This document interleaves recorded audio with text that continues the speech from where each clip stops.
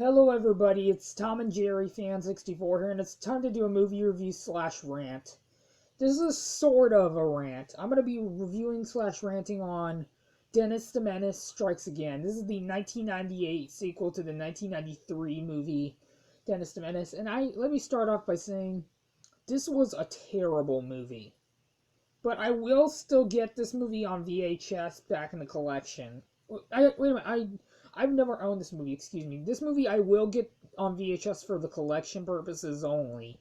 But my god, this was a stupid movie. It was nothing like the original. But it does have some improvements, but it had a lot. It made me want to question, why did they make a sequel to Dennis the Menace? I think this sequel was just outrageously unnecessary. Because I loved the original, and John Hughes the first movie was produced by John Hughes.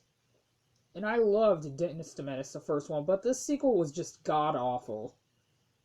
I will still get the movie on VHS for the collection. I actually used to have the first Dennis the Menace on VHS, but I got rid of it for no reason. But I do hope to get that movie back in the collection. But my god, this movie was really, really stupid. The only redeeming qualities is that it actually has Don Rickles from Toy Story, and actually has George Kennedy from the Naked Gun movies, which is one of my favorite comedies of all time. But this movie was just... the performances of George Kennedy and Don Rickles and Betty White fell flat. Their performances don't save this movie. This movie was really, really bad. But, like I said, I will get the VHS back in the collection. Well, I will get the VHS in the collection, for the collection. But I didn't like this movie, but I will get the VHS for collection purposes only. Because I will get it for my Warner Brothers VHS collection. But as of right now, this movie is at the bottom of my list. It's at my tier list. This movie was really, really bad. I do have to admit, I think Walter Matthau honestly made a better Mr. Wilson. Don Rickles was alright as Mr. Wilson, but it's nowhere near as good as Walter Matthau's version of Mr. Wilson.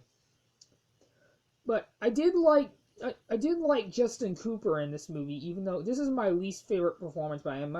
My favorite movie that he was in was Liar Liar, when he played the son of Jim Carrey.